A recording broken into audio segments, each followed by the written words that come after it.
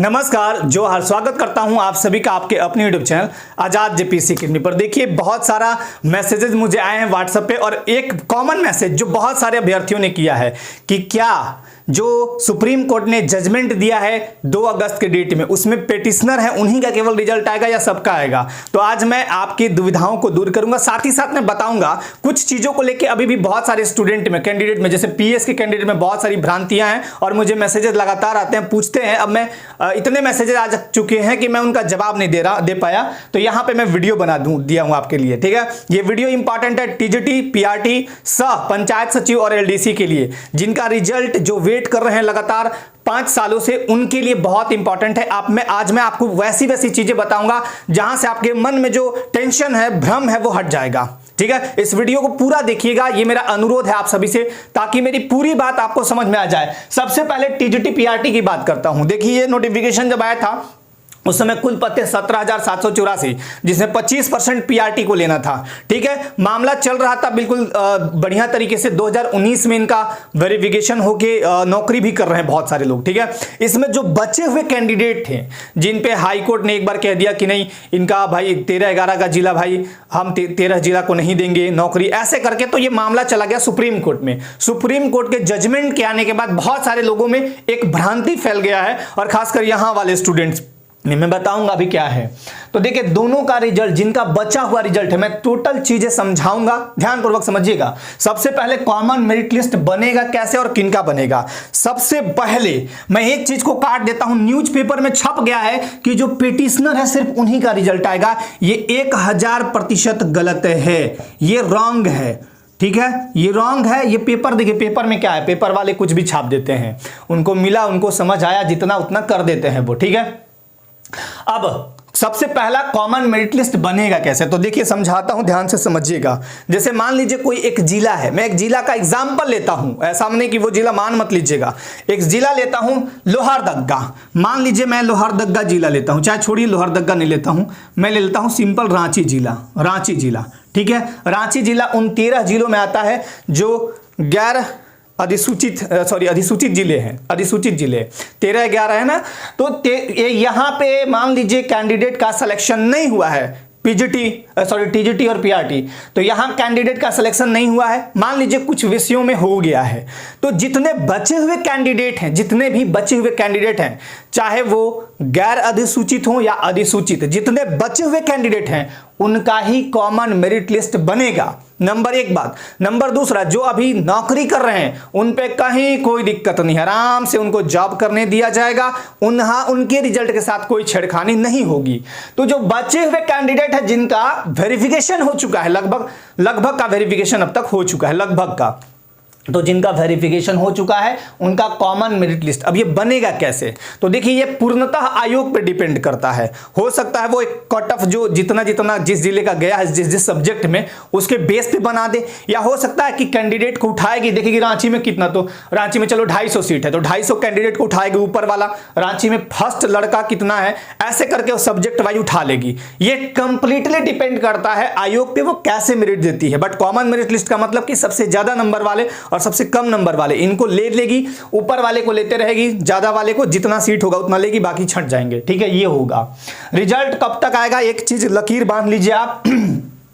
मैं पूर्व के भी वीडियो में बता चुका हूं, आज भी कह देता हूं कि मैंने पहले भी कहा था 1-2 बार कि जिस दिन आपका जजमेंट आएगा, ठीक है, जजमेंट जिस दिन आएगा उस दिन से मात्र 1 मंथ के बीच आपका रिजल्ट आएगा।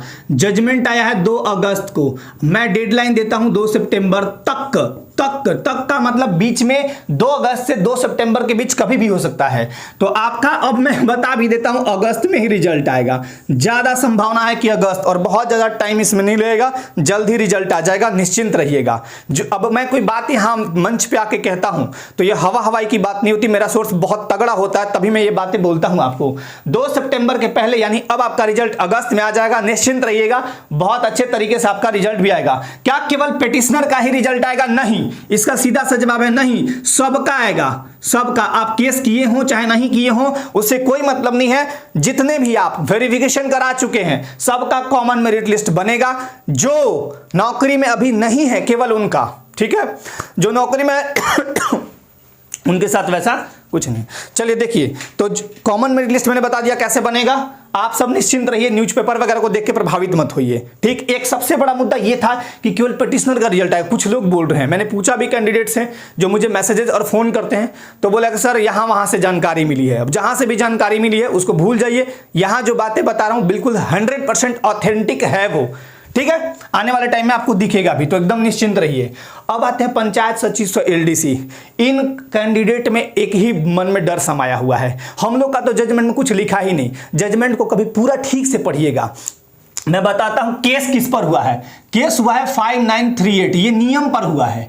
ये नियम क्या था भाई, 13-11 जिले, वो बोला कि किसी भी जगह 100% रिजर्वेशन होगा ही नहीं। आप जजमेंट उठा के देखिए, 107 पेज का है ना, उसमें मैक्सिमम जगह क्या एग्जाम्पल दिए गए, ये स्टेट में ऐसा नियम था, ये स्टेट में ऐसा हुआ था, मैंने ये डिसीजन दिए, उसका एक रेफरेंस दिया गया है। बहुत सारे स्टेट का है, गुजरात का है, आंध्रा का है, उधर तमिलनाडु का है, यूपी का है, दुनिया भर का जजमेंट। उन सब के बेस पे फाइनली अंततः क्या बोला गया सुप्रीम कोर्ट के द्वारा, ये सुन लीजिए। आपका कैसे जिक्र नहीं है, जजमेंट में एकदम साफ साफ लिखा है कि पंचायत सचिव सर एलडीसी जो यहां पे आए थे इसी चीज के लिए आए थे, अब इन पे कोई रोक ही नहीं है। आपको हाई कोर्ट पहले कह चुकी है कि आप पे हमने कोई रोक नहीं लगाया है, सुप्रीम कोर्ट साफ साफ कह ही दी। आपका जो मेन मुद्दा था 13-11 जिला, 13-11 जिला को ही हटा दिया गया। इन्होंने बोला भाई 5938 एक तरह से देखा जाए तो 100% रिजर्वेशन कहीं नहीं हो सकता है। सुप्रीम कोर्ट का यह जजमेंट है।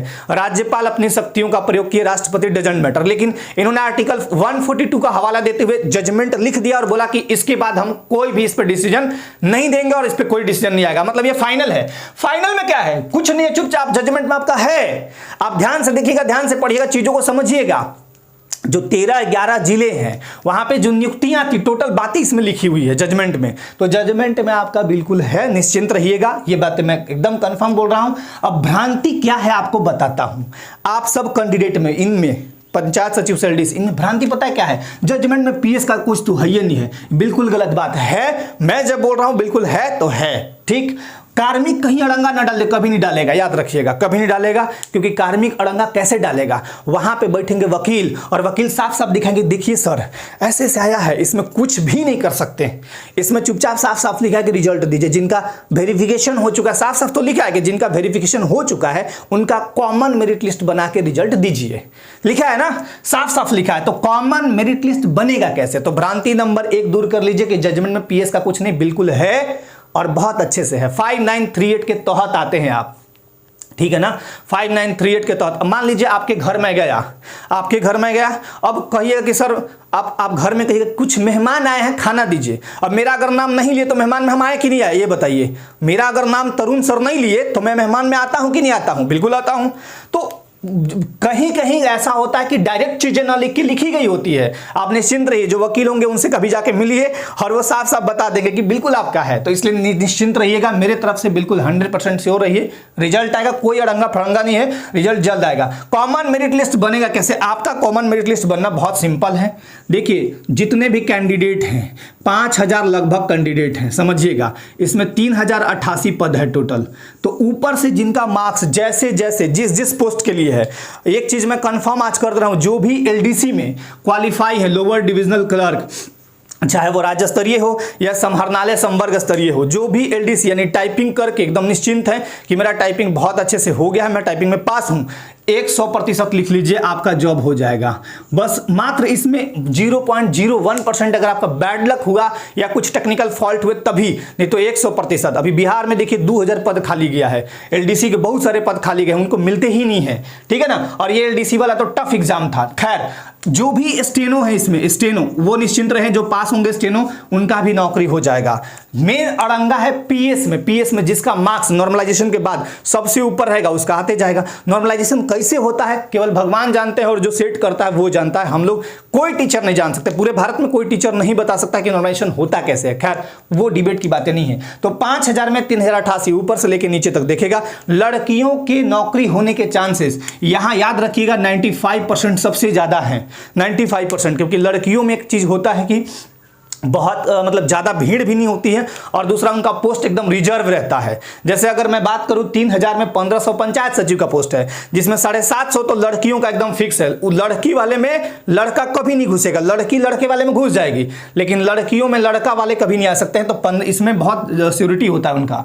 कॉमन मेरिट लिस्ट कैसे बनेगा? ऊपर से लेके नीचे जिनका मार्क्स ज़्यादा होगा ऊपर वाले को रखा जाएगा, 3088 लोगों को पोस्ट वाइज रख लिया जाएगा। ठीक है, चलिए, मुझे तो लगता है कि कुछ एलडीसी का पद भी खाली चला जाएगा, स्टेनो का पद तो बहुत खाली जाएगा। देखिएगा, रिजल्ट आने दीजिए।